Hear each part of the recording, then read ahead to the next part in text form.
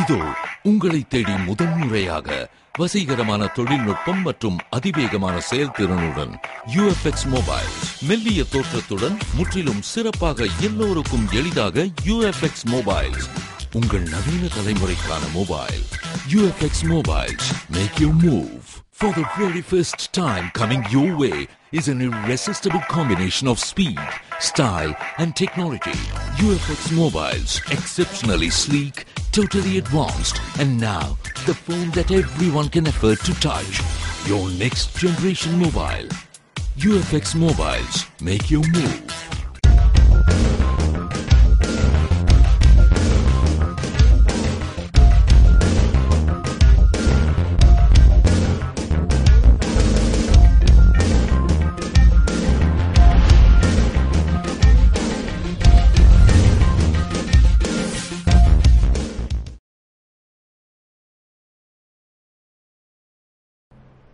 வணக்கம். ஜனாதிபதி தேர்தலில் பிரணாப் முகர்ஜிக்கு ஆதரவு அளித்ததற்காக முதல்வர் ரங்கசாமிக்கு நன்றியையும் பாராட்டுதலையும் தெரிவித்துக் கொண்டதாக மத்திய இணையமைச்சர் நாராயணசாமி கூறினார். இது தொடர்பாக மத்திய இணையமைச்சர் நாராயணசாமி கூறுகையில், ஐக்கிய முற்போக்கு கூட்டணி வேட்பாளர் பிரணாப் முகர்ஜிக்கு ஜனாதிபதி தேர்தலில் ஆதரவு அளிப்பதாக முதல்வர் ரங்கசாமி அறிவித்துள்ளார். மேலும் பிரணாப் முகர்ஜிக்கு வெற்றி வாய்ப்பு அதிகமாக உள்ளதாகவும், மொத்தமுள்ள 10,98,000 வாக்குகளில் 7 லட்சத்திற்கு மேல் வாக்குகள் பெறும் வாய்ப்புள்ளதாகவும், எனவே அவரது வெற்றி உறுதியாகிவிட்டதாக கூறிய அவர், தொடர்ந்து புதுவை முதல்வர் ரங்கசாமி அவருக்கு ஆதரவு கொடுத்ததற்காக அவருக்கு தமது பாராட்டு மற்றும் வாழ்த்துக்களை தெரிவித்துக் கொண்டதாகவும், பிரணாப் முகர்ஜி தகுதியும் திறமையும் உள்ளவர் மற்றும் பலமுறை மத்திய அமைச்சராக எதிர்க்கட்சியாக சிறப்பாக செயல்பட்டவர் மட்டுமின்றி இந்திய அரசியலமைப்பு சட்டத்தின் அடிப்படையில் நடுநிலையான ஒரு குடியரசுத் தலைவராக செயல்படுவார். எனவே ஜனாதிபதி தேர்தலில் பிரணாப் முகர்ஜியை ஒருமனதாக தேர்வு செய்து ஒத்துழைப்பு அளிக்க வேண்டும் என்றும், வரும் 30ஆம் தேதி பிரணாப் முகர்ஜி சென்னை வர உள்ளதாகவும், அப்போது திராவிட முன்னேற்றக் கழக தலைவர் கருணாநிதி தலைமையில் தமிழக காங்கிரஸ் தலைவர் ஞானதேசிகன் முன்னிலையில் கூட்டம் நடக்கிறது என்றும், அதில் புதுவை மாநிலம் சார்பில் தானும் மாநிலங்களவை உறுப்பினர் கண்ணன் மற்றும் சட்டமன்ற உறுப்பினர்கள் கலந்து கொள்ள உள்ளதாகவும் கூறினார். புதுவை ரோமன் ரோலன் நூலகத்தை அமைச்சர் தியாகராஜன் திடீரென ஆய்வு செய்து வாசகர்களுக்கான வசதி மற்றும் புத்தகங்களை பராமரிக்கும் முறைகள் குறித்து அதிகாரிகளிடம் கேட்டறிந்தார். புதுவை ஆளுநர் மாளிகை அருகே உள்ள ரோமன் ரோலன் நூலகத்தை அமைச்சர் தியாகராஜன் திடீரென ஆய்வு செய்தார்.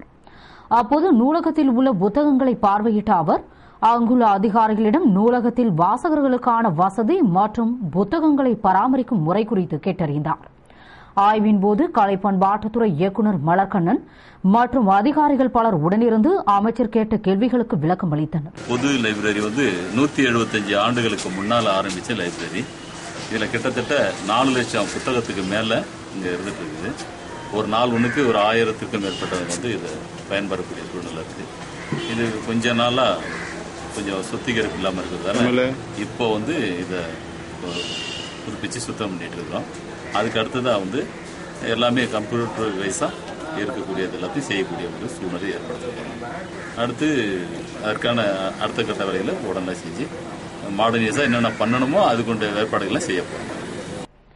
புதுவை முதல்வர் ரங்கசாமி மற்றும் சட்டமன்ற எதிர்க்கட்சித் தலைவர் வைத்திலிங்கம் ஆகியோர் டெல்லி சென்றுள்ளனர். டெல்லியில் 2012-2013 நிதியாண்டிற்கான திட்டக்குழு கூட்டம் நடப்பதால் அதில் பங்கேற்க முதல்வர் ரங்கசாமி டெல்லி சென்றுள்ளார். அங்கு திட்டக்குழுவின் துணைத் தலைவர் மான்டேங் சிங் அலுவாலியாவை சந்தித்து புதுவை மாநிலத்திற்கான திட்ட ஒதுக்கீடாக 3025 கோடி வழங்க வலியுறுத்தவுள்ளார்.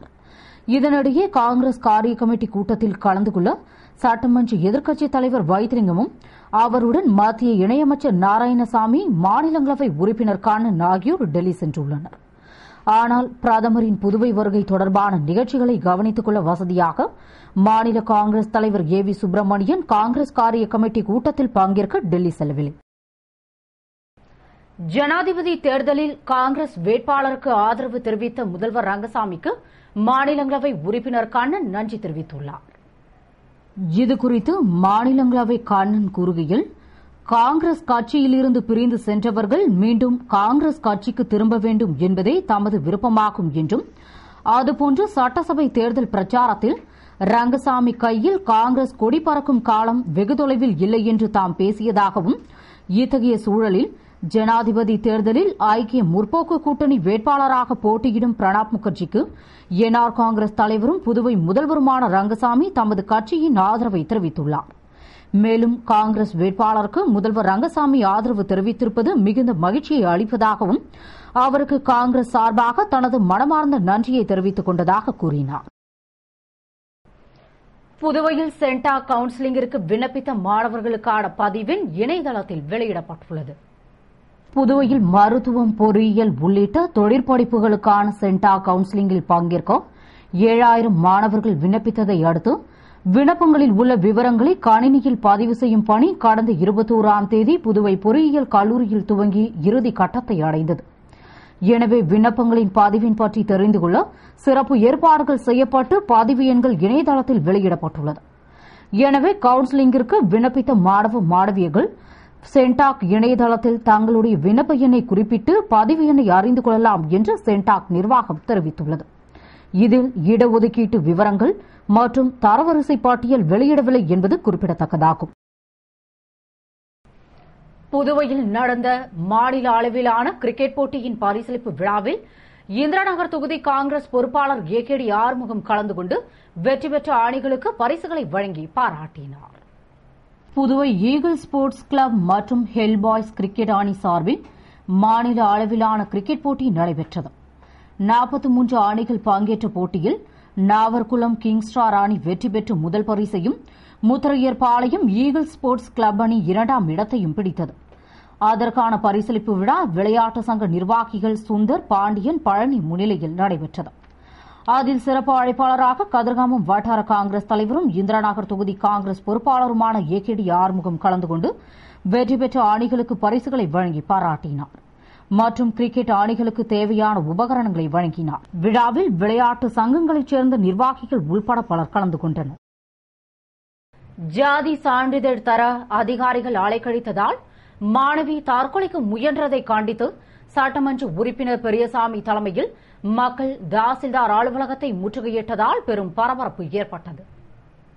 புதுவை நெட்டப்பாக்கம் கல்மண்டபத்தைச் சேர்ந்த திவ்யா என்ற மாணவி 11ஆம் வகுப்பில் சேர சாதி சான்றிதழ் பெற விண்ணப்பித்து அதிகாரிகளால் அலைக்கழிக்கப்பட்டதால் மன உளைச்சலுக்கு ஆளாகி தற்கொலைக்கு முயன்று அரசு மருத்துவமனையில் தீவிர சிகிச்சை பெற்று வருகிறார். இச்சம்பவம் பற்றி தகவல் அறிந்த சட்டமன்ற உறுப்பினர் பெரியசாமி தலைமையில் பொதுமக்கள் தாசில்தார் அலுவலகத்தை முற்றுகையிட்டு கோஷமிட்டு ஆர்ப்பாட்டம் செய்தனர். அப்போது துணை தாசில்தார் பாலகிருஷ்ணன், இன்ஸ்பெக்டர் மோகன்குமார் மற்றும் போலீசார் வந்து சமரசம் செய்தும் தாசில்தார் வர வேண்டும் என்று போராட்டத்தை தொடர்ந்தனர்.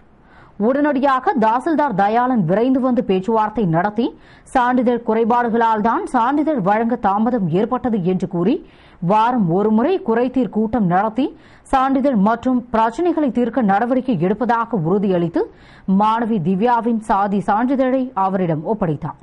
பின்னர் போராட்டத்தை கைவிட்டு அனைவரும் கலைந்து சென்றனர். புதுவை முருங்கப்பாக்கம் புனித அந்தோணியார் சிற்றாலயத்தின் ஆண்டு திருவிழாவில் ஆடம்பர தேர்பவனி நடைபெற்றது. புதுவை அரியாங்குப்பம் பங்கு முருங்கப்பாக்கம் அன்னை தெரேசா நகரில் அமைந்துள்ள புனித அந்தோணியர் சிற்றாலய 2ஆம் ஆண்டு திருவிழாவில் ஆடம்பர தேர்பவனி நடைபெற்றது. இதனை முன்னிட்டு பங்கு தந்தை அருட்திரு தாமஸ் அடிகளார் தலைமையில் சிறப்பு திருப்பலியும், பின்னர் மந்திரிக்கப்பட்டு புனித அந்தோணியாரின் ஆடம்பர தேர்பவனி மின்விளக்குகள் மற்றும் புஷ்ப அலங்கார தேரில் ஆடம்பரமாக நடைபெற்றது. விழாவில் திரளான பக்தர்கள் பங்கேற்று மெழுகுவர்த்தி ஏற்றி மலர்தூவி பிரார்த்தனை செய்தனர். விழாவிற்கான ஏற்பாடுகளை ஆலய நிர்வாக குழுவினர், அரியாங்குப்பம் பங்கு மக்கள் மற்றும் முருங்கப்பாக்கம் இளைஞர்கள் செய்திருந்தனர். விழாவிற்கான ஏற்பாடுகளை பங்கு தந்தை தலைமையில் நிர்வாக குழுவினர் செய்திருந்தனர். புதுவை புதுக்குப்பத்தில் தேசிய ஊரக வளர்ச்சி திட்டத்தின் கீழ் வண்ணான் குளத்தை ஆழப்படுத்தும் பணியினை அமைச்சர் தியாகராஜன் துவக்கி வைத்தார். புதுவை அரியாங்குப்பம் வட்டார வளர்ச்சி அலுவலகம் சார்பில் மகாத்மா காந்தி தேசிய ஊரக வேலைவாய்ப்பு திட்டத்தின் கீழ் பாகூர் கொம்யூன் புதுக்குப்பம் கிராமத்தில் உள்ள உப்பலாறு கிழக்கு மற்றும் வண்ணான் குளத்தை ஆழப்படுத்த 15 லட்சம் ரூபாய் மதிப்பீட்டில் திட்டமிடப்பட்டு அதன் துவக்க விழா நடைபெற்றது. விழாவில் தொகுதியின் சட்டமன்ற உறுப்பினரும் மின்துறை அமைச்சருமான தியாகராஜன் கலந்து கொண்டு வட்டார வளர்ச்சி அதிகாரி குப்புசாமி முன்னிலையில் பணியினை துவக்கி வைத்தார். விழாவில் பொறியாளர்கள், பணி ஆய்வாளர், மக்கள் திட்ட பணியாளர், கிராம பஞ்சாயத்து தலைவர்கள் மற்றும் பொதுமக்கள் கலந்து கொண்டனர். இந்த வேலைவாய்ப்பு திட்டத்தின் மூலம் 11,350 பேர் வேலைவாய்ப்பு பெற்று பயனடைவர். இத்துடன் செய்திகள் நிறைவடைகின்றன. வணக்கம்.